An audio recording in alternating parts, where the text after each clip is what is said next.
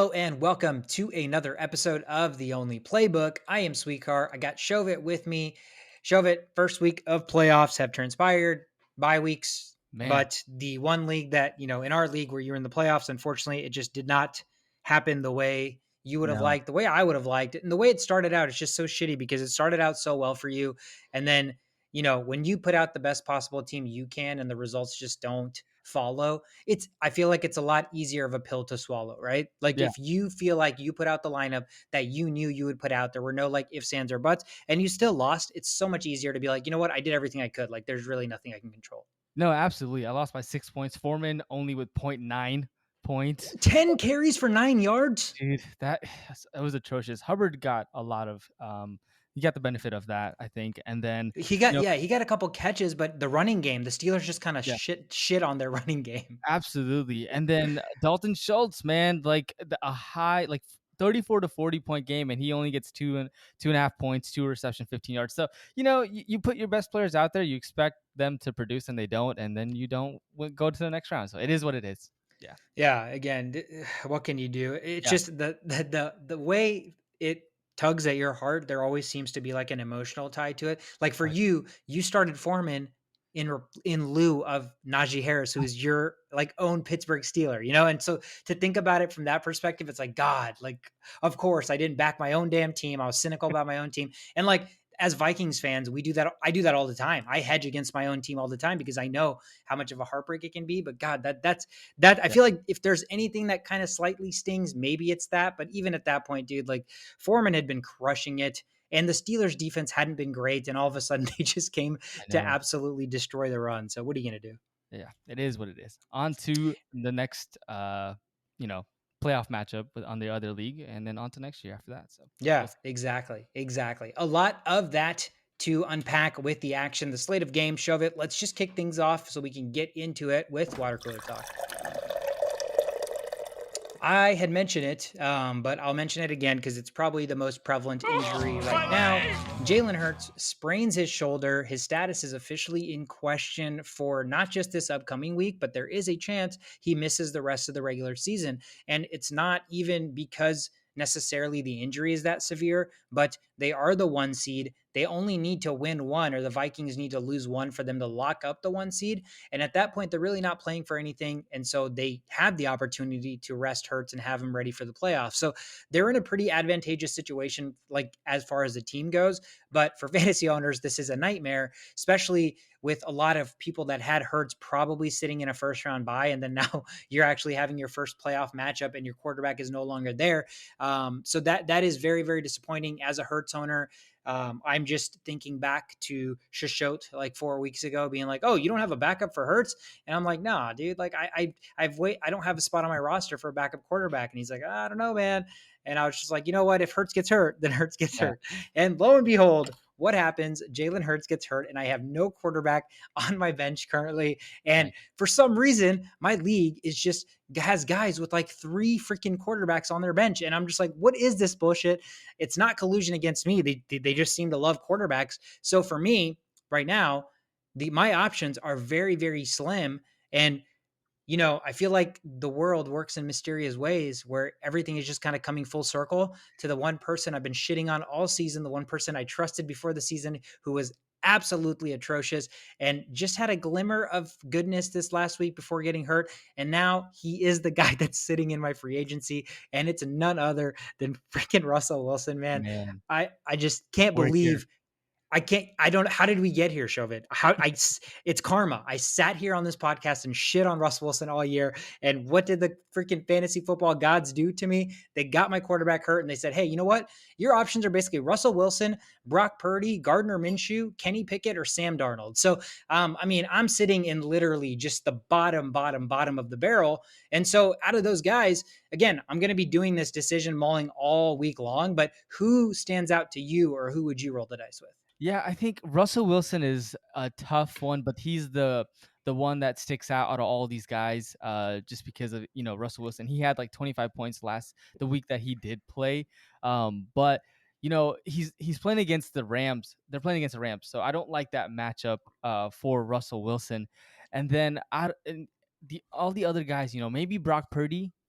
but he is also injured, so he's on like he's Yep. questionable. So you don't know for sure. So I think for me it would have to be between Russell Wilson or Brock Purdy. None of these other guys, Minshew, Pickett, you don't get a lot of touchdowns with Pickett.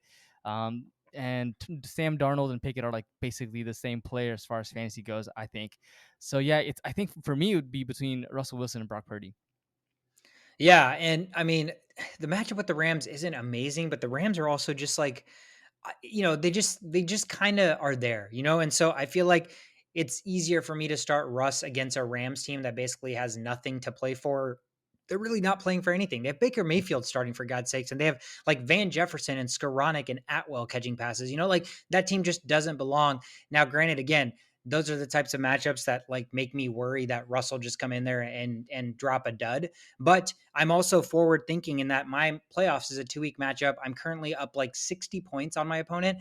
And so I can get by with a quarterback that'll just get me like 15 points as long as they don't get me like 3. Like if I can just get 15 points, I'm happy. And then I'm looking on to next week for my finals 2-week matchup.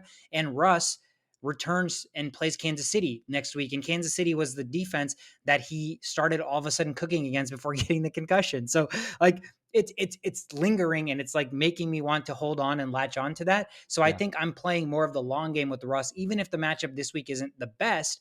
I like the matchup against Kansas City 2 weeks from now. And I think again, if I just need 15 points, the guy that has the best chance to get me that floor is probably Russ. I mean, call me crazy, but Sam Darnold was the other guy that I kind of Yeah. really mulled over just because I think their matchup is a little They're bit better playing this week. Detroit. That's a pretty good matchup. Detroit, Detroit. Detroit. There you go. That's why they're playing Detroit. And True. even if and Detroit's run defense has been phenomenal. And Detroit will score points. So I feel like Darnold has to score points, right? So even if he throws picks and does stupid Darnold stuff, I just think they have to somewhat try to keep up. And so I don't know. The matchup is kind of there, but those are the two guys. And I mean, shit, dude, if I started Kenny Pickett, I don't know what world I'd be in. Again, it's just karma, making fun of his small hands. And what do I have to rely on to win my finals? Fucking Kenny Smallhands. So again, it's just all of these guys. It's not the best situation, but Yeah. we'll talk more about this on the Friday episode when we preview this week. And at that point, I'm sure I'll be sitting in this exact same situation, being like, "Shove it, make this decision for me," because I just can't make it myself. I mean, I hadn't looked at the matchups, but when you say Sam Darnold against the Detroit Lions, Zach Wilson had 2 touchdowns, 19 points. So if you're looking for Yep. that solid 15 points, you might just get that with Sam Darnold against Detroit. And their run defense has been really good, so maybe they pass the ball even more. Yep. So more points for Sam Darnold. And he did have a little bit of chemistry with DJ Moore Yeah. this week, which we'll talk a little bit more about. So, yeah, I mean, it's those two guys for me. And like the last thing I'll say is Minshew is like, obviously he just jumps in and he gets to plug and play in an offense that's insanely talented, but I don't know how much he can thrive in that same system because the system is kind of built for Jalen Hurts to maximize, both of the things he can do, throw and run. But it is still intriguing knowing that it's the Eagles, knowing that their offensive line is really, really good, and he's got amazing weapons. So yeah, he could also easily throw up 15 just because of the talent around him. Yeah. But Yeah. his matchup is against Dallas, and that's kind of scary. So that's Agreed. that's the only thing. There's a lot of uncertainty with picking Gardner Minshew, I think. Yeah. You know what you get from Russell. You like the matchup with Darnold. Yeah, Minshew's just a little bit more of a Hasn't risk played. play. He's been sitting on, yeah, guy Yeah. sitting on the bench, and in my fantasy semifinals, I'm throwing him into the fire like play for me, bro. So, not the best, not the best, absolutely. So, again, we'll talk more about that when we record our next episode where we're previewing Week 16. But again, that is a big injury. Jalen Hurts, Lamar Jackson, Kyler Murray, like big time quarterbacks are not healthy right now for fantasy playoffs. So, a lot of players are probably pivoting to that waiver wire.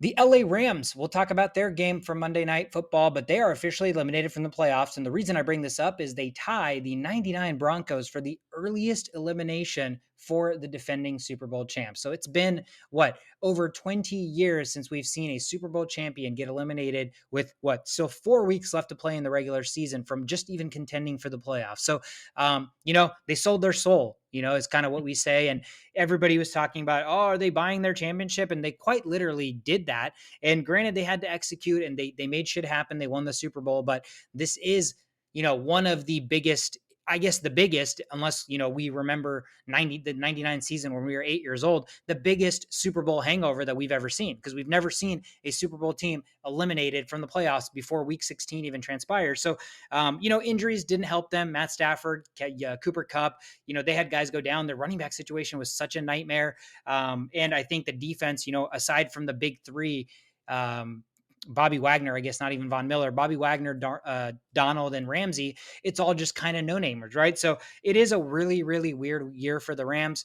But I don't think, I don't know. I don't know how they probably approach it, knowing that, hey, just a year ago, we were Super Bowl champs. These things are kind of going to happen. So let's just kind of move on. But it is still strange to know that, the defending Super Bowl champs are officially eliminated from the playoffs. Yeah, I mean, they had no picks in the draft. Like they just, I think the third round was their first pick, and so you're right. They sold their soul, and I'm sure no one. I mean, they're probably thinking about next year how to come back, but I'm sure they're not losing sleep over not being able to go to the playoffs. They just won the Yeah. Super Bowl last year. They're Yeah, fine. they just won the Super Bowl. Really, Yeah, they are still the Super Bowl champs till we have a new one. So right. I agree. And lastly, we had a shakeup in the top 5 draft picks for 2023. Houston is still number 1. They are probably running away with that. Chicago seems to be solidifying their slot as the number 2 draft pick, which is going to be amazing. They need those weapons for Justin Fields. Seattle sitting at number 3. Detroit is sitting at number 4 now. And the Eagles, who are in the top 5, have dropped 5 spots down to number 9 because the Saints, who are giving them their pick, continue to win a little bit. So they are now the 9th pick, which means Arizona comes into the top 5. They're rounding out the top 5. And we know that team could use a lot of help as well for Kyler Murray and gang. So it is interesting to see that there is going to be a quarterback heavy draft this upcoming year. And, 3 of these 5 teams kind of already have a solidified quarterback. So I expect a lot of shakeup from trading down to draft picks, stuff like that, heading into the draft in 2023, because again, it's quarterback heavy. And a lot of 3 of these top 5 picks do not need a quarterback. That is it for Water Cooler Talk, Shovet. Let's get into it with the rundown. You're gonna have to cut me off if I talk about this game for like 35 minutes, because there is so much to discuss when Why? talking about the first game on Saturday. The Indianapolis Colts traveled to Minnesota to take on the Minnesota Vikings.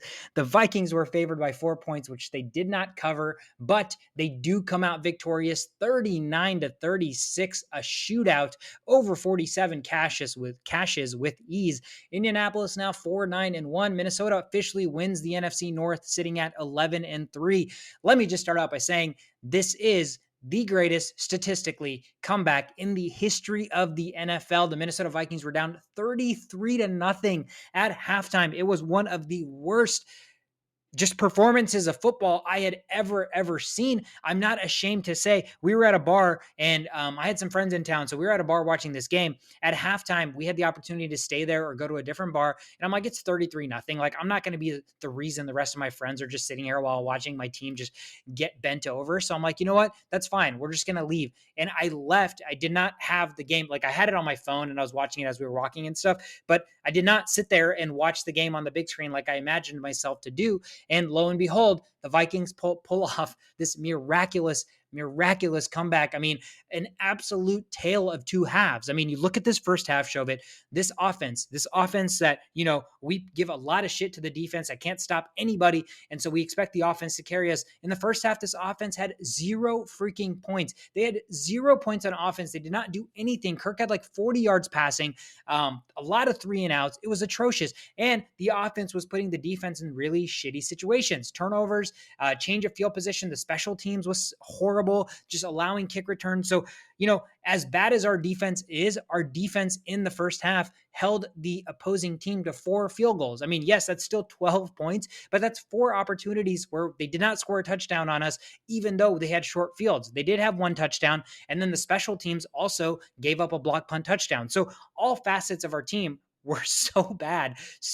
Like, nobody came to play, offense, defense, special teams. But out of all of those in the first half, I give the biggest, nod of like, that's fine to the defense, because they were put in such a bad situation and we already know this defense sucks. So that is the expectation. So I can't sit here and be like, come on, defense, wake up. It's been 15 weeks. If they don't have it, they don't have it, but what we do have is we have an offense that can put up points. So when they're putting up 0 and allowing the Colts to go up 33-0, it is incredibly frustrating. But Here's the kind of the kicker to this is in the second half, this same offense drops 13 points, and this defense only allows 5 punts, 1 fumble, 1 fourth down stop, and even the special teams. Jalen Rager had 2 punt returns, one for 13 yards and one for 51 yards. That did get called back because of face mask from Chris Boyd, but it was like all three phases were like, we don't give a shit, and then after halftime, all three phases were like, we give a shit. So everybody stepped up. And I mean, again, there's so many places we can talk about with this game,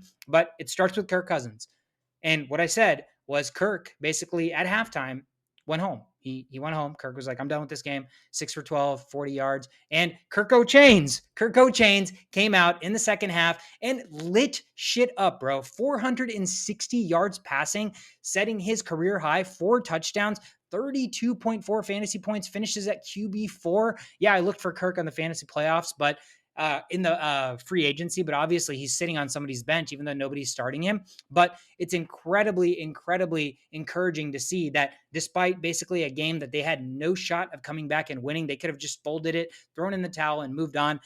They did not. And Dalvin Cook had a great game, 17 for 95, had that huge screen touchdown of 60 plus yards, 4 for 95 and a touchdown, finishes as RB2 on the week with 25 points. Receiving core, phenomenal. Justin Jefferson, 12 for 123 and a touchdown. Wide receiver 3. His own teammate finishes as wide receiver 2. KJ Osborne coming out party, 10 for 157 and a touchdown on 16 targets. Our wide receiver 3 is getting 16 targets. And that guy needs to see some more playing time. Adam Thielen, 3 for 41 and a touchdown. He can reduce his playing time a little bit. Hawkinson, 3 for 33. So again, it makes sense that if you're going to have a historic comeback, the fantasy points are going to be there from the offense, right? I mean, everybody was cooking, everything was working. And here's the funniest part. The Colts were up 33-0 at half. Let me tell you a little bit about the Colts offense statistically and why it's not impressive despite the score. Matt Ryan only threw for 182 yards and a touchdown. Jonathan Taylor left the game hurt. Zach Moss got 24 carries, only got 81 yards. Deion Jackson, 13 for 55, caught one pass for 1 yard, and that just happened to be a touchdown. Michael Pittman Jr., 10 catches. Holy hell, only 60 yards. Alec Pierce, no catches, man. No catches. Goose egg. Imagine being a guy in like a 14-man league starting Alec Pierce, and he puts up an absolute goose egg against this 32nd ranked defense. Yeah, against the Vikings. Why didn't you start Pierce? And Paris Campbell. Why didn't you start Paris Campbell? 2 catches for 13 yards. So the offense didn't do shit. This wasn't the Vikings defense's fault this game, despite all of the points that are on the board for the Colts. It was everything else that put the Vikings defense in such a shitty position and situation. The only guy on the Indianapolis Colts that deserves, kudos from a fantasy perspective is their kicker. Chase McLaughlin, 21 fantasy points. He was the kicker 1 on the week. So just an insane game. The roller coaster of emotions. It's just a story of being a Minnesota Vikings fan. Shovit, as a neutral fan, what did you think about this game?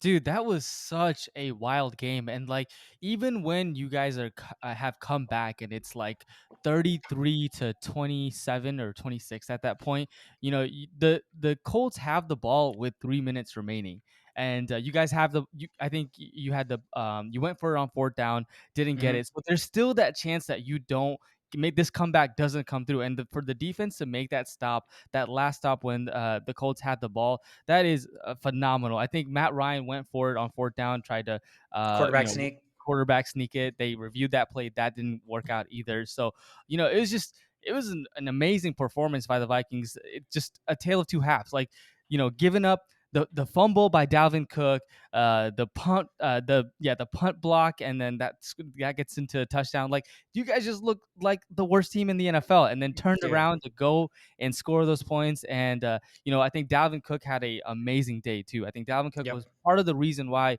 you guys were able to move the chains, and that long touchdown to tie the game. Right, that was Dalvin Cook Mm-hmm. that did that. So I think that Kirk played well, but at times he was like, it was 4 and out and not really connecting as much as he should have. But Justin Jefferson and Dalvin Cook and then KJ Osborne, those guys had a solid game for you to win. So it's got to be a good feeling when your team comes back from 33 to Dude. 0, and it's got to suck It for Colts fans. Yeah, I mean, I didn't even know how to put it into words because it's like, am I excited? Am I like disappointed? Am I like, this is kind of what being a Vikings fan is? Like it's incredibly exciting to come from behind, but at the same time, going down 33 nothing to an Indianapolis Colts team that's being run by like 65-year-old Matt Ryan and Jeff Saturday, who is like a laughing stock for getting hired as their head coach. Like it kind of puts things into perspective a little bit. So it's like, okay, Kevin O'Connell, you're supposed to be like, the future mastermind. Jeff Saturday's a laughing stock and he's completely out coaching you. Like the play where they went for it on fourth down in the Yeah, first half, a fake punt, that was right. one of the play calls I've ever seen. It was such a desperation move where it was like, hey, we already went for it on fourth down like the possession before. We tried to run it up the middle. We got stuffed. So this time we know we still need to go for it because we're like getting our asses handed to us. But let's try to get cute and have our punter throw a pass. And it's like, there's times to fake punt, but being down 33 nothing when the defense kind of expects you to go for it is probably not the best time to also fake punt. Like if you're going to go for it, just go for it. I'd much rather have the football being thrown by your quarterback who's making $35 million than by your punter in a game where you're down 33 points, So I think that like if the game was closer and they went for a fake, I would like that way more because I'm like, okay, maybe the defense wasn't expecting that. But when you're down 5 scores and the defense is expecting you to probably continue to be aggressive, that kind of felt expected. So I didn't love the play call. I felt like it was very, very forced. And it was one of the first times I was like, Kevin O'Connell, not the best coaching decision, but I don't care. The result at the end of the game is that the Vikings win. Everybody continues to hate on the Vikings, Vikings fans included, because it's like, how long can this keep lasting? It's like, oh my God, negative point differential, statistically the worst team in the history of football to be 10-3. And somehow they just had the greatest comeback in football history to now be 11-3 and win the North. I mean, what they did in the second half, they just need to do that in all 4 quarters. If they play I'm like that, saying, I'm you're saying, it's why gonna be why a do tough. they wait? Why do they wait to unleash like the offensive? Like we've seen Kirk and Jefferson and all these guys just be unleashed at times, but it's just so weird because all of those 3-and-outs in the first half when the other team was just scoring on scoring on like why can we not put it together for 4 quarters? I think that's the biggest question mark. It's hard to overlook things when we came out victorious in a game we shouldn't have won, but there are still a ton of question marks, obviously, with this team, as there always has been. But, enough about the Vikings. They win the game. They're 11-3. I'm ecstatic. Insane comeback. If Shishot was here, we'd probably talk on for another 35 minutes. So thankfully, he's not on this episode, even though we miss him. So, Shovit, I'm going to let you kick us off with the next game before I keep talking. All right. So from one really good game to one not so good, a little bit boring, classic AFC North showdown between the Baltimore Ravens and Cleveland Browns. The final score was 3-13. Cleveland was favored by 3 points, and they covered that spread.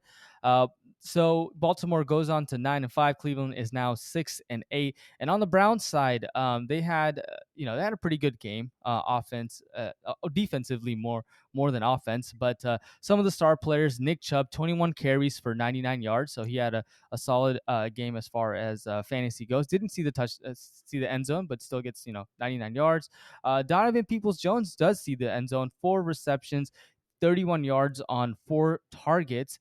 He might be someone that you might consider starting, but I think that the touchdown to Donovan Peoples-Jones was a benefactor of Amari Cooper not getting the touchdown the play right before that. So, Before. Yep. yeah, Amari Cooper had 4 receptions, 58 yards. Not the greatest of fantasy days, but I think, in a game like this where there's just not a lot of points to go around, Donovan Peoples-Jones is the benefactor of that. But yeah, Cleveland's defense played really well. They had a turnover downs in the red zone. They had an interception in the red zone off of Deshaun Jackson's hands, who I think Deshaun Jackson, I think, is probably done at this point. Like he shouldn't be Yeah. playing 100%. anymore. He didn't look good. He didn't look good at all. And the Cleveland defense also had a fumble recovery. They also blocked a field goal. So not good for their kicker, who I'm drawing a blank right now. Katie, is it Katie York? No. The kicker for the Ravens. The Oh, one for Justin Tucker. Tucker. Tucker. Yeah, Justin Tucker. Yeah, Tucker. Justin Tucker. Not the greatest day for Justin Tucker, who missed a field goal and had a field goal block. But on the Ravens side, big day for J.K. Dobbins. 13 carries, 125 yards. He had 100 yards in the second half already. So he's looking like a solid start. I did start him. in lieu of Najee Harris this week. Yeah, no, J.K. Dobbins had a solid day, but all in all, it all comes down to the Browns defense and a an okay play, if that's if that's a way to put it, and a decent play by Deshaun Watson. I think he used his legs often. He had six carries for 22 yards. He had the touchdown to Donovan Peoples-Jones, and he was 18 for 28 for 161 yards. So what I'm seeing is Deshaun Watson's kind of getting better and better connecting with his receivers. I don't think he's a fantasy start still, but he's still a guy you need to look into, like just stash and just see, especially with these injuries. Like Jalen Hurts gets injured, Deshaun Watson is a guy that you keep on your team and see if there's something that can come out of it. I know there's only 2 games of the fantasy season left, but still, I wouldn't drop Deshaun Watson just quietly. Anything can happen. You can just not your quarterback can get hurt in the last week, and you can get cute by not having a backup rostered Right? quarterback like myself. And right now, I would kill to have Deshaun Watson. I would be Absolutely. like, that'd be amazing. But yeah, I mean, low scoring affair. The weather played a huge factor in this, right? I mean, it's not every day you see Tucker miss a field goal and then have a field goal get blocked. Like, if and he's my fantasy kicker, right? So he went from an upside of potentially 14 fantasy points to only 3. And thankfully that's not the reason I lost. I mean, I didn't lose, so that that didn't end up being a big reason or anything like that. But that is definitely something to keep an eye on. It's one of these types of games where I had thought about it. I had even picked up Nick Folk and I started him in our league, but he was on my bench in the other league just because I'm like, man, I cannot bench Tucker. The Browns defense isn't great. A little wind, whatever. He's the best kicker of all time. Like, it doesn't matter. And Right. it did matter. It did matter. I mean, he put up 3 and I think Folk put up 13 or 14. So, I know the old omen and the homage is to like start your studs, like don't bench your studs. And Tucker is like the only kicking stud, but every once in a while, when it's championship time and time to make those types of decisions, weather can be your worst enemy. So, the Josh Allens, guys that are expected to put up a ton of points, if they're playing in 30-mile-an-hour winds and snowstorms, like all of that goes poop bye-bye, right? So, Right. in those situations, you want to make the right decision, even if it's going to kill you to see them succeed on the bench. So, low scoring affair, super windy day, but I'm kudos to the Browns with Deshaun Jackson at the helm, or Deshaun Watson at the helm, to come away victorious against the Ravens is pretty impressive. Miami Dolphins and the Buffalo Bills were the next game on the board. Miami traveled to Buffalo as a 7-point underdog. There was supposed to be a snowstorm, but surprisingly, the snow was all cleared up and it was a pretty nice day. And so there were points to be had. Over 44 was, annihilated. 32-29. Bills win this game final. Miami drops to 8-6. They're currently the last playoff spot in the AFC. Buffalo sitting pretty at 11-3 as the number 1 seed. And this was a back and forth affair. I mean, the Bills took the lead early. The Dolphins had a huge third quarter to make a big comeback, and then the Bills kind of took care of business in the fourth. Josh Allen, another fantastic day. He is officially the quarterback 1, and he should be the quarterback 1. He was probably the first quarterback drafted in most fantasy leagues, and he's absolutely delivered. 304 through the air, 4 scores, 10 rushes for 77 yards. He was the QB1 this week as well, 35.86 fantasy points. The running game outside of him, not so great. Singletary, 13 for 42. Cook, 5 for 34. Cook did catch a pass, 2 passes for 5 yards and got into the end zone. So he did salvage a fantasy day to be somewhat decent. Dawson Knox was kind of the big receiving benefactor there, 6 for 98 and a touchdown. He was tight end 3 this week with 18.8 fantasy points. Not the best performance if you had Stephon Diggs in the playoffs, 5 catches, 60 yards. Gabe Davis, 4 for 56. So, big names like Diggs, guys you expect to perform in the playoffs, did not have his best game. On the Dolphins side, Tua still threw for 234 and 2 scores. Mostert was the biggest name in this offense. 17 carries, 136 yards rushing, caught 1 ball for 20 yards. Jeff Wilson didn't play, so he got all of the touches.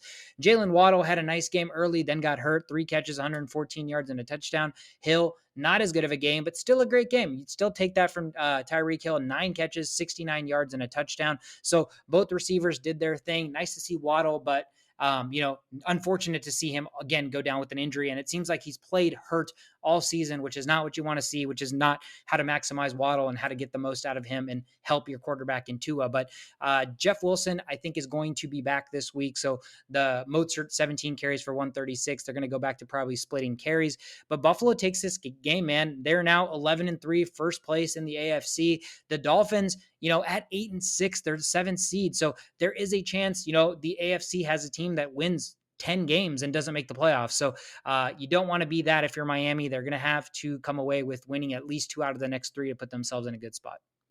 Yeah, I think that whoever's working on the Buffalo Bills, like the cleanup crew, did a good job of taking all the snow away because it looked like it didn't even Dude, snow yeah, all of what? the first 3 quarters. Like it I was was I was completely so wild. shocked. Yeah, it didn't even make sense to me. I was like, okay, this is a place that it was snowing, and like all the pictures you saw from like the day before and like the morning of, Right, it was like filled, like right. absolutely just filled with snow. And then they put up like 60 combined points because the weather is perfect. Well, then the fourth quarter happens, and then it just starts Starts, pouring, yeah, starts to and pour. Yeah, it's snowing and it's all white on the fields, and I think that's what kind of hurt the Miami Dolphins' comeback chances, or when it was tied 29-29. These guys from Miami, where it's like 70 degrees out there playing in Buffalo. I yeah. think that's They what. can't play. They had heaters. They had heaters at 55 degree temperature. So just imagine how cold they were in Buffalo. Right, man. Awesome. Well, that takes us to the next game: Philadelphia Eagles at Chicago Bears. The Eagles were favored by 9 points. They do not cover that spread, as the final score is 25-20. The under hit, which was at 48.5. On the Eagles sides, Jalen Hurts again with a good game. He had a rushing touchdown with 13 in the year. He's actually one shy away from the record with Cam Newton, who has 14. 2015 season probably, or I think 14. Yeah, so. his And MVP season. Yeah. he's we just talked about him. He's injured, so he may not get that 14 rushing touchdowns this year, which kind of sucks because he's having a solid year. But yeah, his injury is going to be key for fantasy playoff owners, and so definitely look into waiver wire to pick up somebody else. Devontae Smith had a solid game, 5 catches for 126 yards. AJ Brown 9 catches for 181 yards. Miles Sanders, not so much. 11 carries, 42 yards. The rushing game wasn't really there for their running back, but that's the Eagles team. Sometimes their rushing game is good, They're so and one dimensional. so one dimensional, right? With Devonta Smith getting 126 yards, AJ Brown 181, but they can do that. They can run the ball or they can pass the ball, and what they choose to do is probably depending on the scheme. I think Hurts had 2 interceptions in this game, so Mhm. and some people are crediting that to the cold weather in Chicago. That may have caused that, but all in all, they still put up 25 points. They still end up winning this game. On the Bears side, Fields ran for 95 yards to reach 1,000 yards, exactly 1,000 yards. He was definitely hobbled at times, but came back to throw a touchdown to Byron Pringle. Montgomery gets a passing and a rushing touchdown, 12 carries, 53 yards. Fields, man, he was so close to getting that touchdown. If he hadn't stepped out of bounds, I would probably be in the playoffs right now still. But he steps out, but he still has 95 yards. The Bears have lost 7 straight now, which it's probably good at this point because they're, like you said, number 2 in the draft pick for next year. But all in all, Eagles were the better team and they win 25-20. Love it. Wait, Montgomery had a passing touchdown? Do you mean receiving touchdown? Receiving Or did touchdown. he I'm actually? sorry. Okay. I was like, damn, they threw No. with Montgomery. Every Yeah. running back's just trying to throw touchdowns these days. I feel like I'm seeing that way more in the NFL. So I wouldn't even be surprised if that was a passing touchdown. But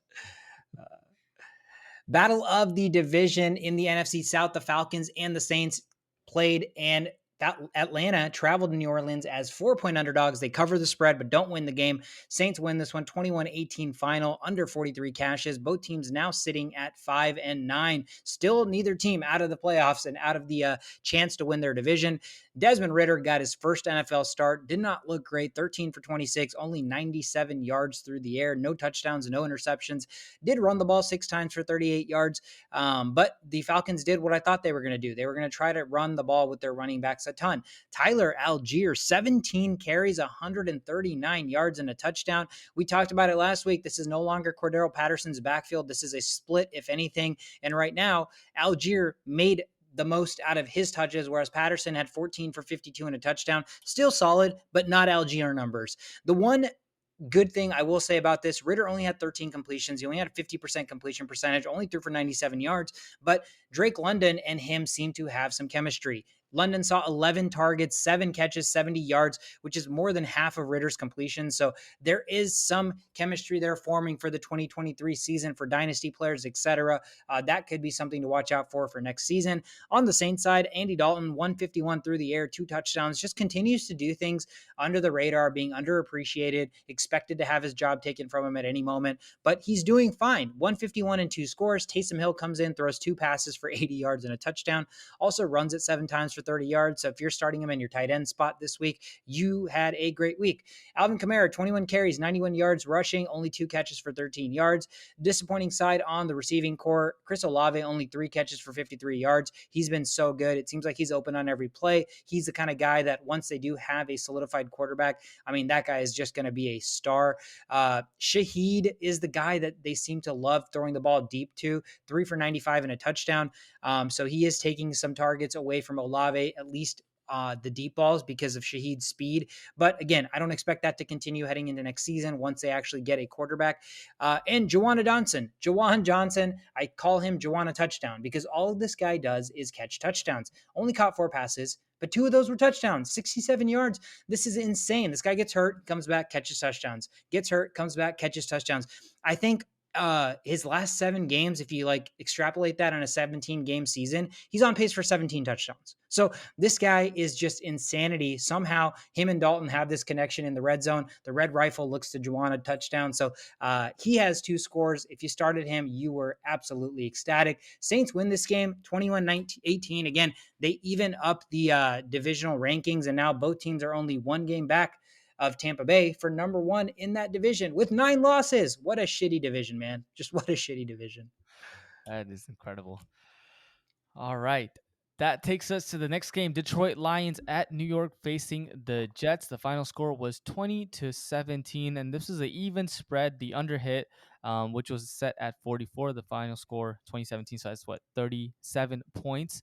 But yeah, the Jets came out and tried to compete against the Lions. Weren't able to. I think Zonovan Knight didn't have such a great day. 13 carries for 23 yards. So we talked about whether the Lions' run defense was for real, and they did a good job of stopping Zonovan Knight. Garrett Wilson had 4 receptions on 9 targets, which led to 98 yards. So that's a pretty good stat as far as fantasy goes there. CJ Uzoma had 2 touchdowns from Zach Wilson. So that's a solid day for their tight end there. And Zach Wilson, I thought he had sort of an up and down day. He did get 2 touchdowns, but throws an interception that leads to a field goal. He wasn't really the reason they lost the game. So I don't think he played terrible, but it wasn't great either. And then on the Lions side, Amon-Ra St. Brown, 7 receptions, 10 targets, 76 yards, had a pretty good day. Khalif Raymond 5 for 53 on 6 targets, and then Brock Wright, who gets the only passing touchdown, 1 reception for 51 yards. I think that was the one that allowed them to win the game. So it was a hard fought game by the Lions and the Jets, and the Jets still had a chance to tie the game late in the fourth quarter. And Greg Zuerlein missed a game tying 58-yard field goal. So it was just one of those nitty gritty type of games, and the Lions come out on top. They had enough of the firepower to be able to defeat these Jets defense. So kudos to the Lions, as they are now 7-7, along with the Jets, who are also 7-7, with playoff hopes still alive for both teams.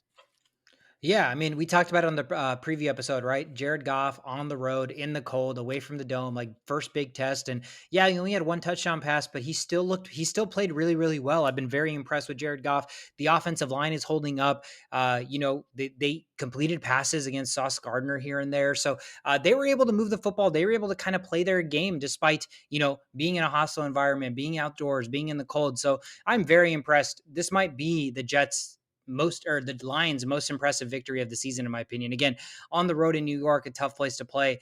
Very, very impressed there. And 7-7, man, they're not out of it. The Jets are currently the 9th seed in the AFC, so they seem to continue to drop a little bit. But there are still 3 games left, so we'll see what happens. Moving right along, Shobit, your Pittsburgh Steelers had another great game in Carolina against the Panthers. Pittsburgh came into this game as 2.5-point underdogs. They said, keep the points. We will win the game outright. 24-16 final, over 37.5 cashes. Pittsburgh now 6-8, man. They are hovering over that line. 3 more wins. If they win out, they are officially another year for Tomlin above 500. Carolina drops to 5-9, but it doesn't matter. We just talked about the other teams, the Saints and the Falcons, are all 5-9. So despite losing, they are still not out of the playoff picture. Mitch Trubisky gets to start with Kenny Pickett still in concussion protocol. Just whatever day for Mitch. 179 through the air, no touchdowns, no interceptions. Ran it 6 times for a measly 9 yards, but did rush into the end zone for a score. Najee Harris sitting on your bench. So unfortunate. 24 for 86 and a touchdown. Jaylen Warren got into the end zone as well. 11 carries, 38 yards. Also caught one pass. Deontay Johnson doing more Deontay Johnson things that we expected him to do all season long, but a little too late and, kind of whatever. 10 catches, 98 yards. Pickens only 2 for 53. Doesn't matter if Pickens has 1 catch or 10 catches. If he has 1 catch, that 1 catch usually ends up being like a spectacular grabbing it over some guy. If he has 10 catches, usually still has one of those.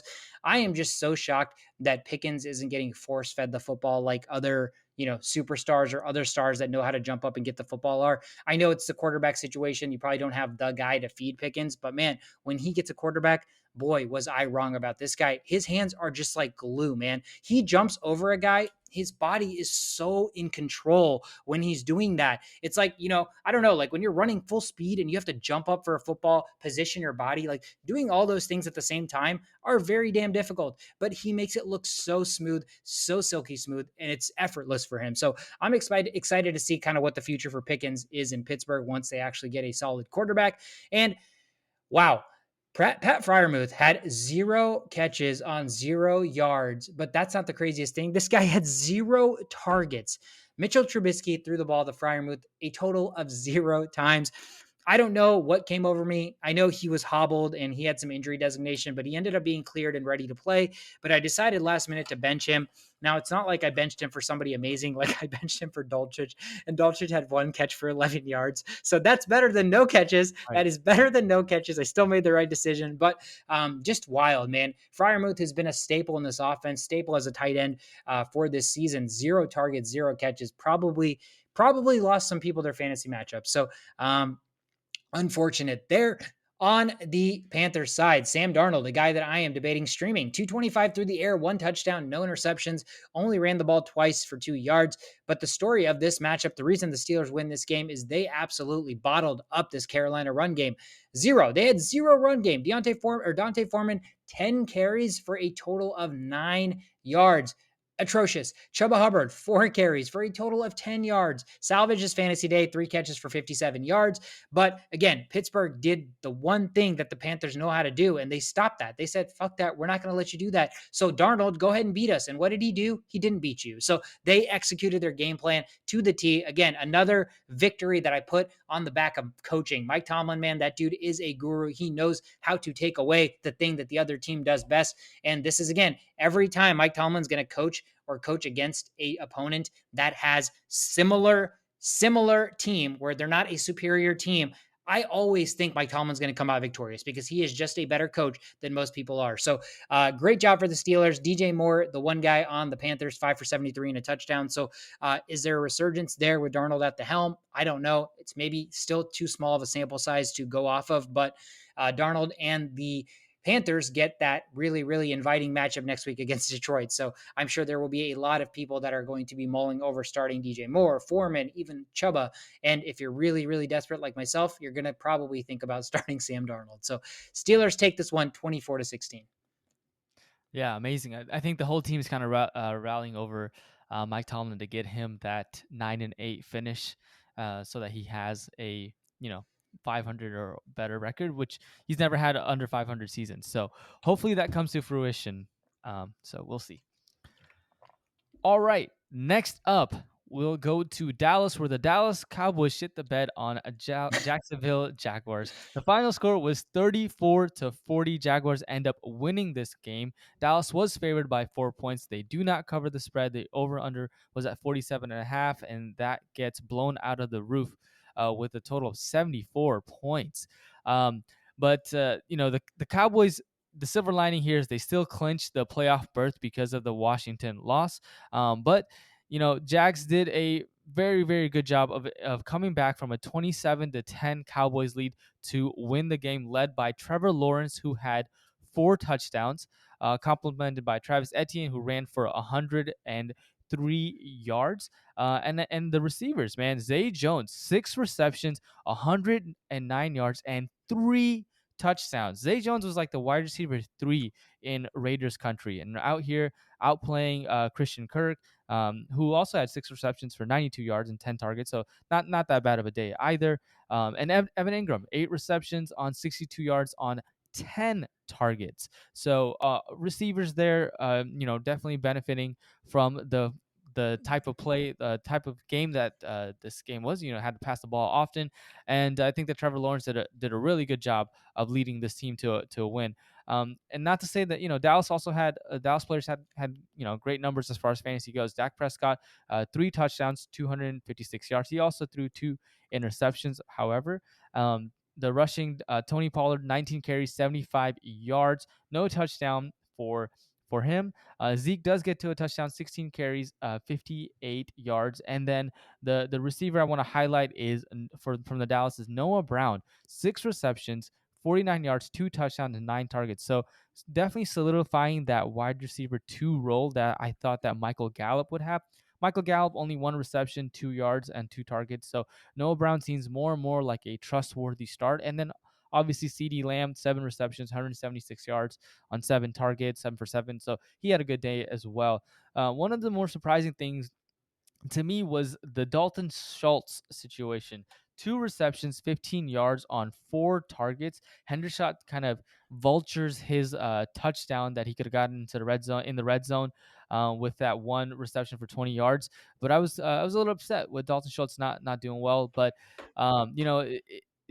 So yeah, fantasy wise, not so great for Schultz owners. But the Jaguars, this game goes into overtime. It was 34-34, and Rashawn Jenkins intercepted Dak's tipped pass in overtime for a 52-yard touchdown run. So the Jaguars, kudos to them. They were able to win this game and defeat the Cowboys and come back in a victorious way. Yeah, man. Jags 6-8. I talked about so the Jets, who are in ninth place at 7-7. The Jags are right behind them at 6-8. So they are 2 games behind the 7 seed, which is Miami. Miami's got a tough schedule left. They still play Buffalo, and I think they play.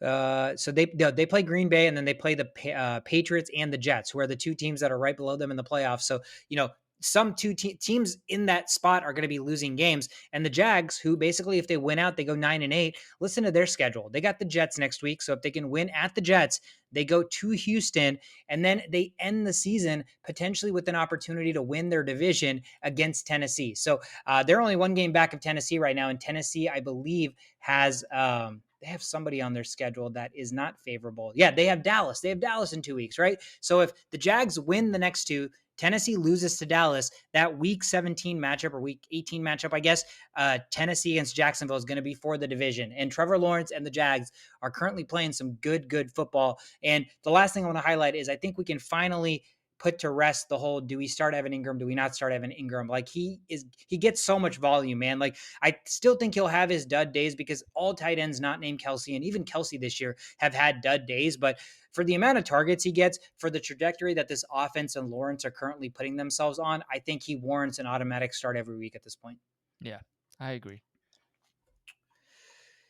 That takes us down to Houston, where the Chiefs were supposed to blow this team out of the building, but that did not happen. It was not the blowout that I expected. This game actually went to overtime, where the Chiefs absolutely did not cover the 14-point spread. Houston covers 14, over 49.5 cashes, but the Chiefs come away victorious, as they always do in close games. 30-24 final. They're now 11-3. They're second place in the AFC. Houston 1-12-1. They've pretty much got that number 1 seed or number 1 draft pick locked up. Mahomes had a great game, 336 through the air, 2 scores, 5 rushes, 33 yards, 1 score on the ground, QB3 on the week, 32.74 fantasy points.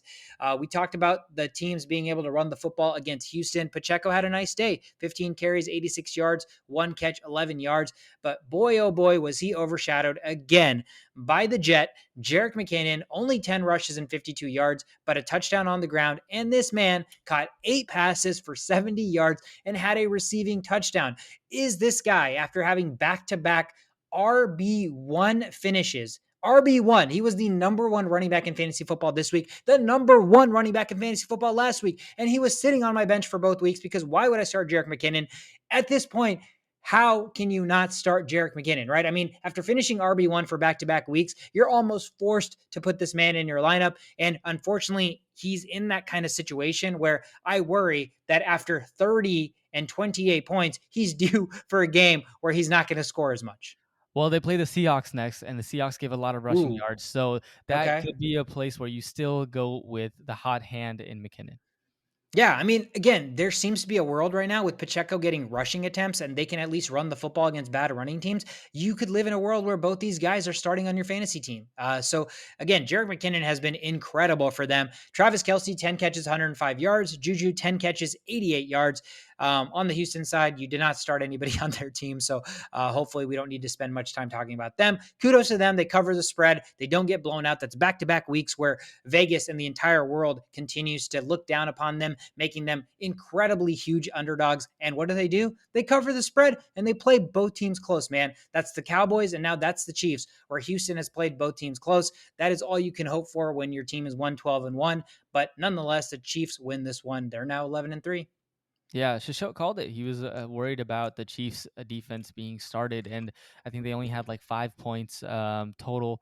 So yeah, that was a good call, and Houston putting up 24 points. So what can you do about that? But we talked about Evan Ingram. If I was gonna do the draft over again, I would definitely not draft him on my team at all. I would stay away as much as I can, but I am gonna do whatever it takes to go out and grab Travis Kelce, because if you have him on your team, man, that's a game changer. If you can Yep. get him in, I don't know, like second round seems high, but that might be the smart play just Dude, because he's how almost a first round talent. So, yeah, I mean, if you don't get him in the second round, you're not going to get him. right. It's That's true. unfortunate. That's true. So Yeah. yeah, going out and getting Travis Kelsey, that's the mistake I think I did this year. But if I could do it over again, I'm going out and getting him for sure. Yeah, I mean, the tight end grouping is Right. Kelsey and then everybody else, right? Everybody else. I know Andrews has been up there, Kittle's been up there at times and stuff, but just from start to finish consistency level, it's Kelsey and it's everybody Yeah, else. you don't get that consistency anywhere else. Nope. All right, next up, that takes us to the Cardinals at Denver Broncos.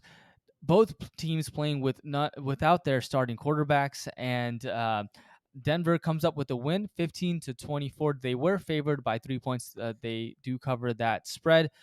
Denver Broncos, Latavius Murray, man, turning back the time, 130 yards and gets a touchdown for them.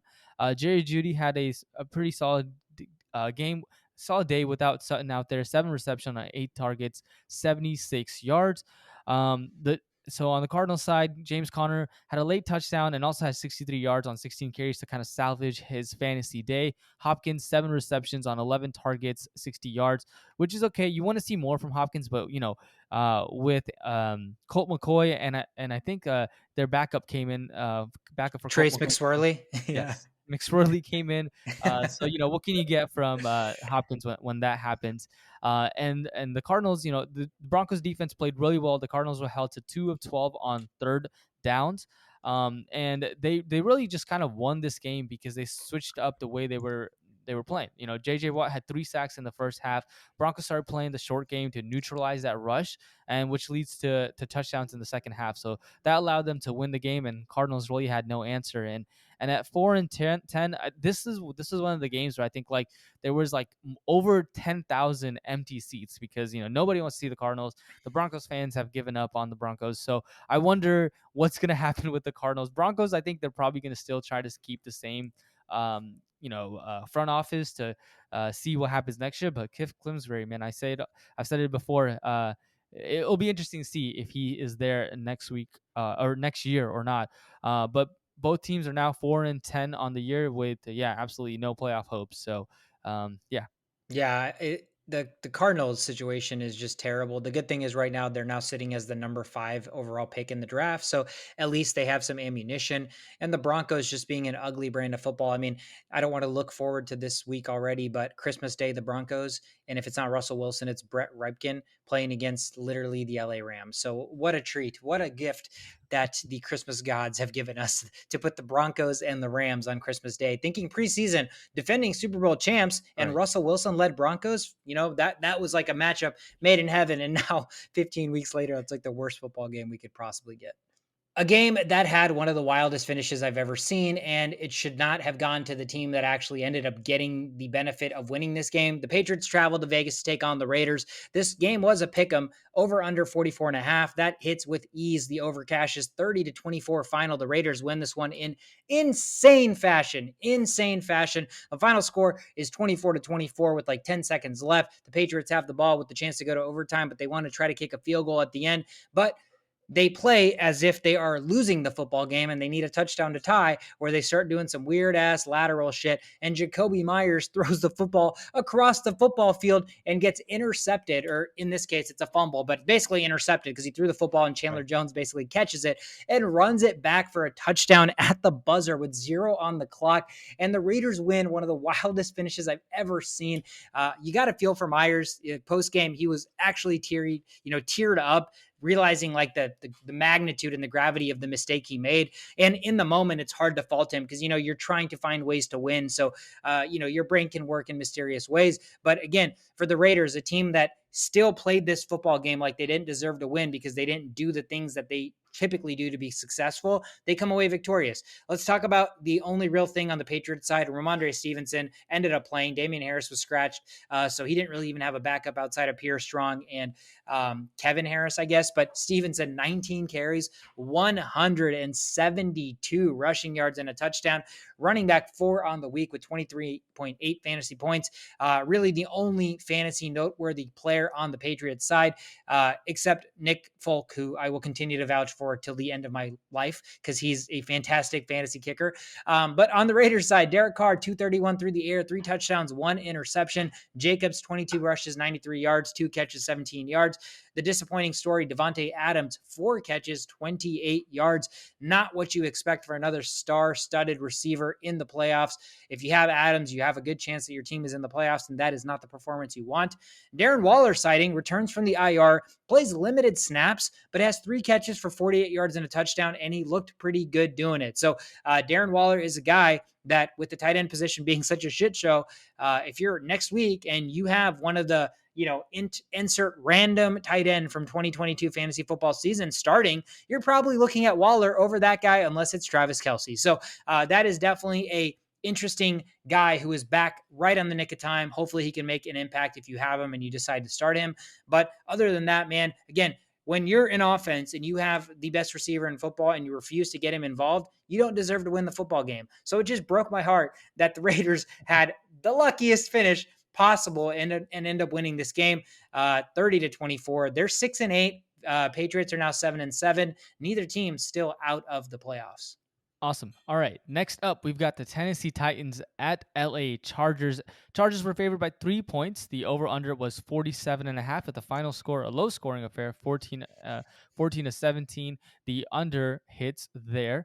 Derrick Henry had a really, really good game, 104 yards on 21 carries and a touchdown. Also complement that with 4 catches for 59 yards, kind of what you want to see from Derrick Henry as Derrick Henry owners. Eckler was injured in, I think, the first quarter, but he did score his 14th touchdown of the season in the fourth quarter, and he finished with a total of 70 yards. Joshua Kelly took his touchdown in the first quarter due to the injury, but he came back and he still had a solid fantasy week.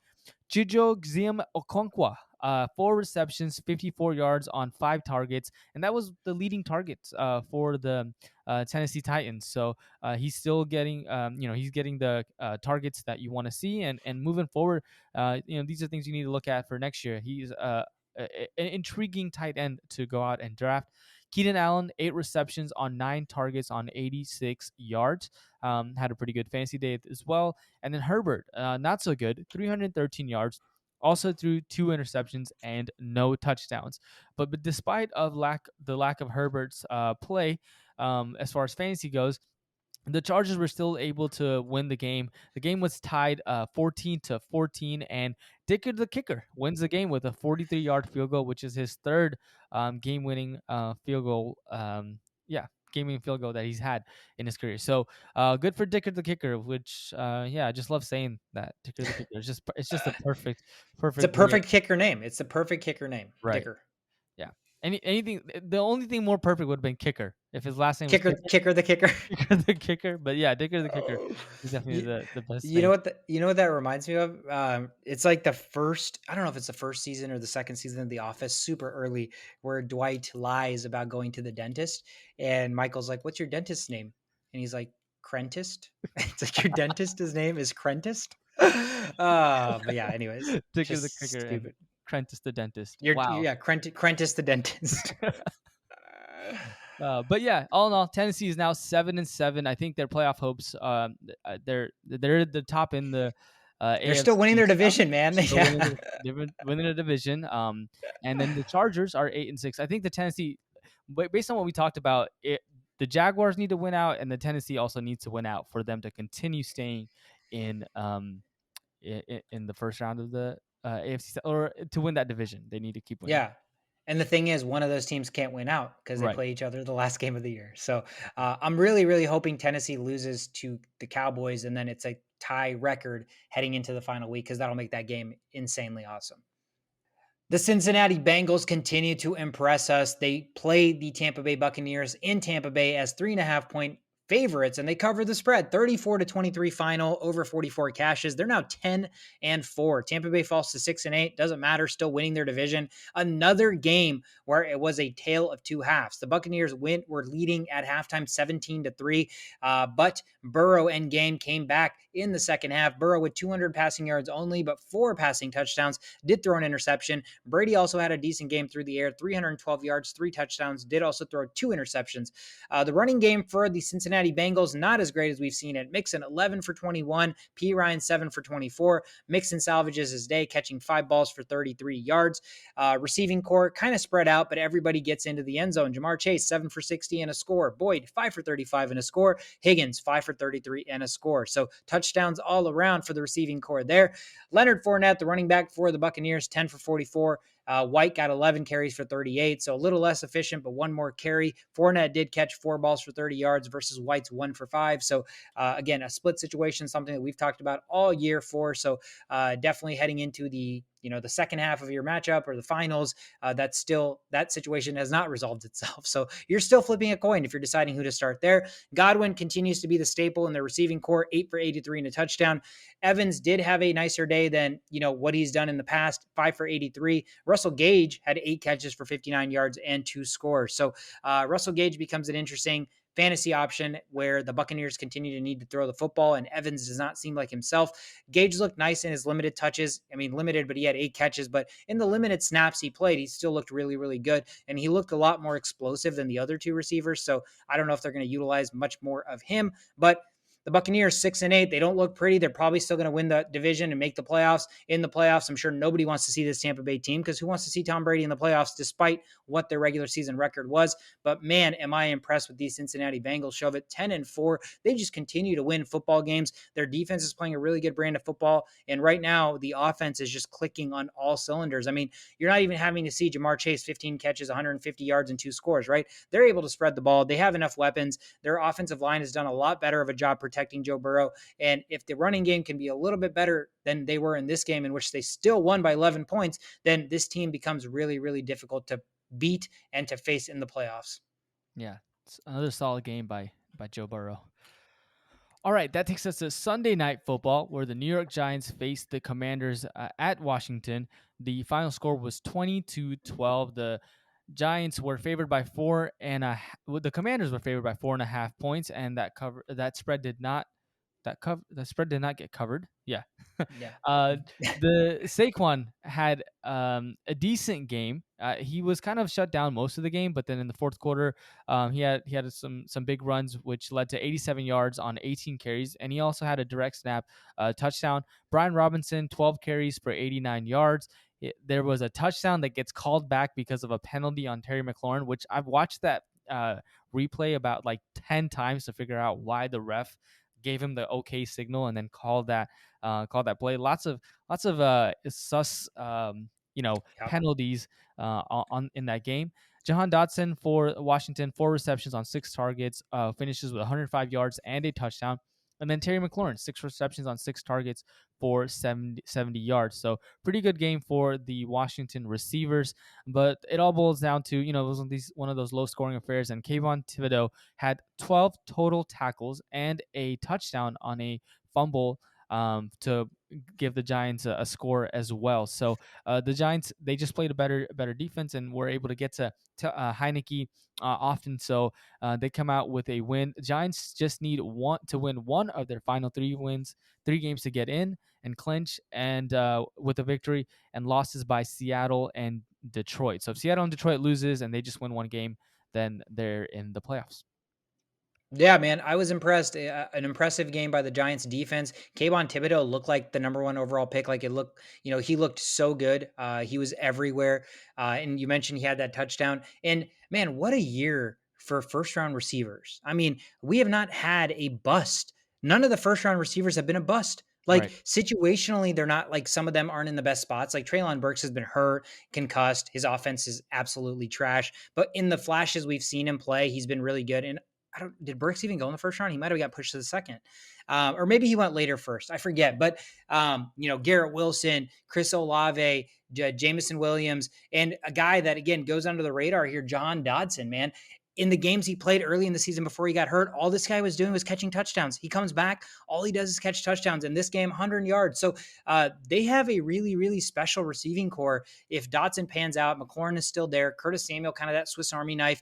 I love what I'm seeing from Robinson running the football. This team is, again, kind of a quarterback away because the defense is slowly figuring it out. You're waiting for Chase Young to get healthy. So another team that, watch out to trade up or at least draft a quarterback of the future next year. Yeah, I see what you're saying. Like, there's Drake London in the mix too. I don't know if you mentioned him, but Yeah, I um, didn't mention him. No. all these guys, like, even though with stats like Jameson Williams is hurt, but there's so Yeah. much potential there as well. So none of these Yep. guys are looking like busts in terms of like they just don't have the skill. They all look like Yeah, they it's have not the like skill. Jalen Rigger as a first round Right. draft pick just looking like complete trash. Like Yeah. everyone has played their part to the best of like kind of the situation that they're in, right? Even Drake London, like his offense, he had Mariota as his quarterback who barely throws the football, but in flashes you can see the talent level is there. So just an impressive like rookie receiving draft class, and I'm excited to see kind of what the future holds for most of these guys and guys that are going under the radar like Jahan Dotson. Let's end the rundown show of it with Monday Night Football. The LA Rams travel to Green Bay to take on the Packers.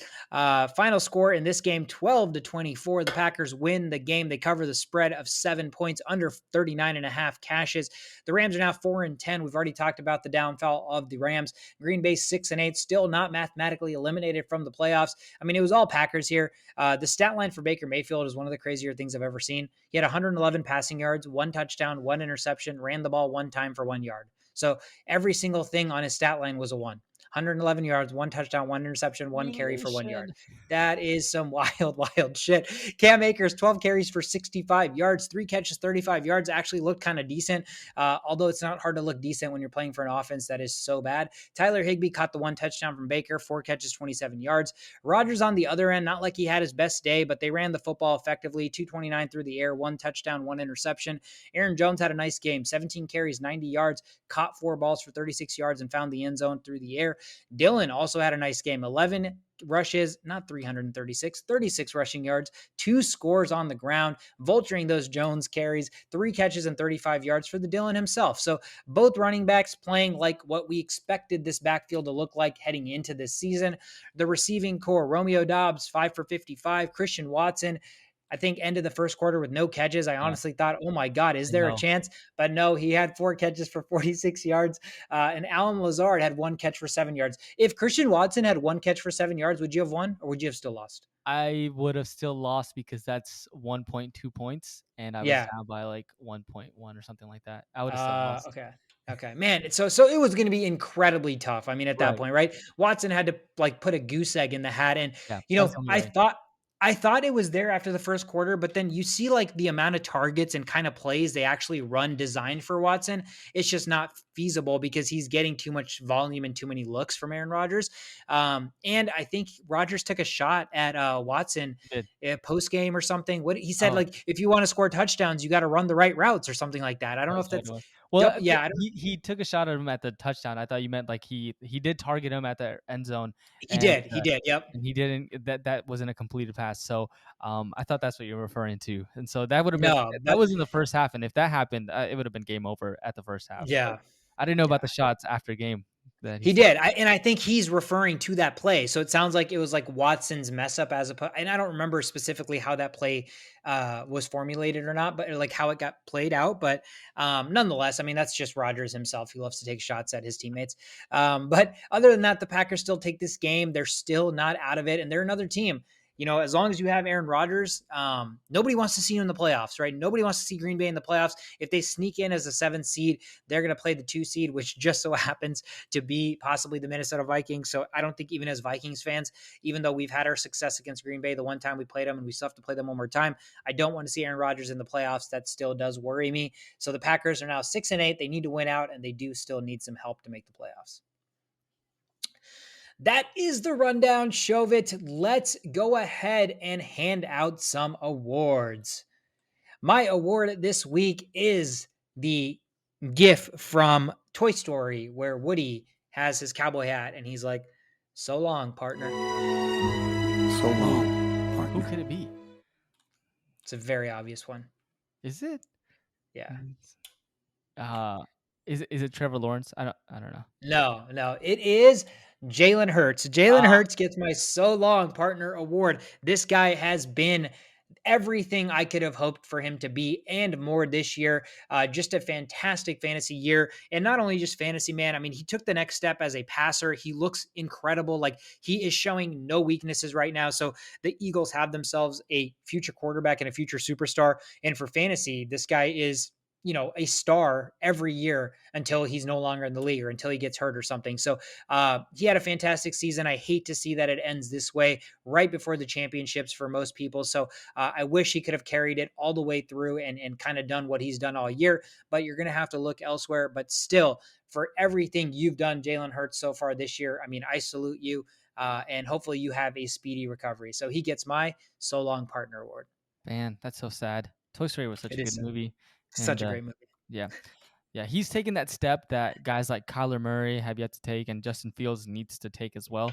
That 100%. differentiates him as that type of quarterback. All right, my award is going to be old but gold. Who old? Who's older? Who's like an older player? Older player that had a really good week this week. Older player with a good week. Honestly, I can't even tell you. Tell Yeah, me. we've given him some other names too. We've given him the vulture name. Oh, baby. It's gonna It's be our boy.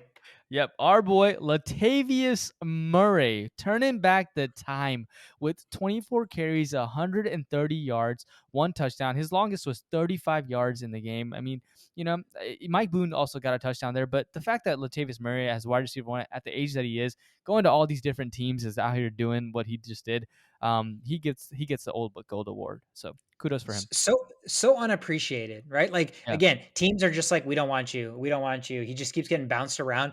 Everywhere he goes, this guy produces. I just do not understand, you know, teams' inability or, you know, incapability to keep him on the roster. Like he can't be expensive. He's older, he's cheap, and he produces. And for being old, he's relatively healthy. Like he does not get hurt. So I don't know, man. He kind of does the best of everything you could ask for a running back, and you know he still doesn't get the love he deserves. So I'm glad you're showing him some love on the Only Playbook, man. Get Latavius on this pod. That is the award. Shove it. Let's end the episode with handing out our brownie points. My brownie points this week go to a guy who I was thoroughly impressed with, a guy who coming into this season I thought had the ability to be, take the next step and be who he kind of showed he could be this game. It goes to Minnesota Vikings receiver KJ Osborne, 10 catches, 157 yards and a score. Again, 16 targets. That is insanity for a wide receiver 3 on the football team. We needed somebody to step up as a wide receiver 2 consistently. Adam Thielen is on the field, is off the field, gets hurt. Hawkinson was who we traded for, is a nice tight end. He's dropped passes here and there, but he's still solid.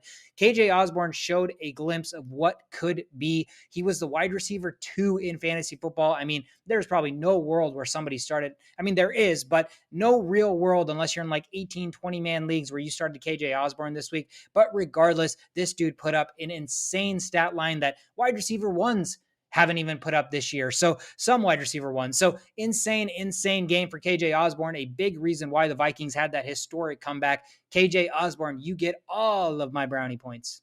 Yeah, he's not even in like the when you pick up the ESPN fantasy app, look at receivers and you look at top 3 Yeah. on waivers, like he's not even there. He's projecting 5 points. So if you're listening to this podcast and he's available and you need to pick up a receiver for this week and maybe you don't trust Olave or something, KJ Osborne is not a bad play for next week.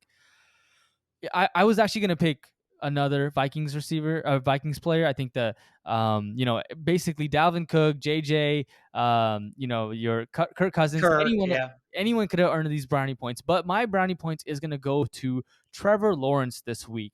Finished with 318 yards, but most importantly, 4 touchdowns against the Dallas Cowboys. Led them to a comeback victory, taking the game to overtime. I think he's coming out of his kind of like shell a little bit, and he's performing like the QB1, like he was drafted as he was expected to play, and he's doing that with a good receiving core with Jay Jones and Christian Kirk and even Evan Ingram. So for that, Trevor Lawrence gets my brownie points this week.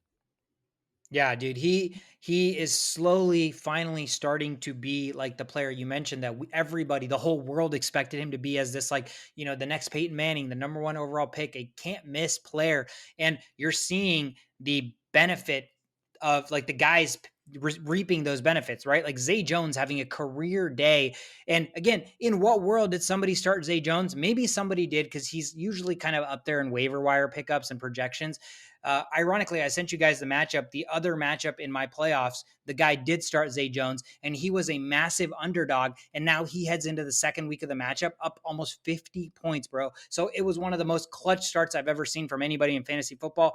Zay Jones, fantastic week, but it could not have happened without the play of this man, Trevor Lawrence, heading into next year, man. Top 10 fantasy quarterback, top 10 probably quarterback in the NFL. I'm excited to see how they finish out this season and how kind of the offseason plays out for them. And another year in the offseason under Doug Peterson, that mastermind, the future is so bright for the Jags and for Trevor Lawrence. What a perfect segue, Shovit. Trevor Lawrence and the Jaguars. Let's talk about them one more time. We'll preview Thursday Night Football that kicks off in 2 days, where these same Jaguars are traveling to New York to take on the Jets. It is a pick'em. Vegas has no idea who should be favored. Over under 38.5. We talked about the playoff implications, and they start this week, and boy, am I excited. So if we pull up the playoff projection standings right now, the Jets are currently sitting in the 9th seed. They're tied with the 8th seed Patriots at 7-7. They're both 1 game back of the 6 and 7 seed, which is the Chargers, and the Dolphins at 8 and 6. But right below the Jets and Patriots are the Jaguars, who are creeping there at 6 and 8. And I talked about it. The Jaguars need to win the next 2, so they have that showdown with Tennessee. It all starts in New York this week. The good thing for the Jags, it looks like Mike White is not going to be the quarterback. It is going to be Zach Wilson for another week. So that should help the Jacksonville Jaguars out. But I'm really, really excited to see the Jaguars, coming off a really, really impressive victory. Don't have a letdown spot. It's a short week. You're going on the road. You're playing in a tough environment. It's going to be cold, and you're usually playing in warm, sunny Jacksonville. So everything is working against them. My mind tells me to take the Jets as a favor, as a pick 'em, right? As a coin toss at home. But, my heart and my bias tells me to take Trevor Lawrence and just ride this wave because he's playing some phenomenal football. But I'm excited because fantasy-wise, you're looking at Lawrence, you're looking at, ETN. The receiving core has been great, albeit you don't know which guy's going to step up in what week. So the consistency factor is a little hit or miss. But Evan Ingram's been a good play. I feel great about him this week. And on the Jets side, they're at home. It's going to be cold. I don't mind playing the Jets defense, even though the Jaguars have been phenomenal, as of late. But what are you looking out for in this matchup? Who do you think really stands out here? Oh man, this is first pick of the draft versus the second pick of the draft. And I'm sure Zach Wilson is going to be a little bit nervous playing against on primetime He TV, but should be. He should be because he's so much worse. He's so much worse. absolutely. And I think that's going to have a big factor in this game as well. Yes, the Jets have a better defense, but the Jets really need to be able to run the ball effectively in order for them to win the game, because that's how they win games. Their defense is good and they run the ball and they get points like that. But the run offense wasn't really good against the Lions, and so they'll need to do that. And they do pass rush. They get to the quarterbacks very better than some of the other teams, but the Jaguars are really good at protecting Trevor Lawrence. Their offensive line is good too. So I'm gonna give the upper hand to the Jaguars here. It's a pick 'em, but I am more confident picking Trevor Lawrence than Zach Wilson, who is going to be under a lot of pressure. So I don't think he will meet those standards. Yeah, I mean, you bring up a great point. I don't even know why I overlooked the fact that it's the number 1 pick versus the number 2 pick, but Zach Wilson just doesn't feel like that to me. So it's like, it's so easy to forget. And you're right. He's been a guy that, I think has let the mental aspect of the game affect him more so than other people. So yeah, this is a little mental head game where it's like, this is the guy that everybody thought was so much better than me. And he is so much better than me. He's playing so much better than me. So I really have a lot to prove. So that is added pressure that I don't think Zach Wilson needs. And that could be a recipe for disaster for the Jets offense. So it's going to be a great matchup on Thursday Night Football, a game that I'm finally excited about to watch on Thursday. So we will see kind of how the playoff standings shake out after that game transpires. That is the episode, Shovit. That is everything we had for Week 15 recap. Congrats if you won your fantasy matchups. I'm so sorry if you didn't, but there's always next year. You can always take away so many different things and learn so many things about fantasy football. And sometimes, again, you can do everything in your power and make all of the right decisions, and the fantasy gods just say, it's not your time, bro. And so at that point, you just move on, you just accept it, and you get ready for the next year. So that is all we have for you guys. Thank you guys so much for the support. If you're watching on YouTube, hit the subscribe button and turn your notifications on so you know when we post our videos. If you're listening, you can catch us on every podcast platform that's out there. Follow us on social media, Instagram, Twitter, TikTok, @OnlyPlaybook. Again, I'm Sweetcard. That's Shovit. Thank you guys so much for tuning in. Have a fantastic week and a great holiday season. We'll catch you guys on Friday.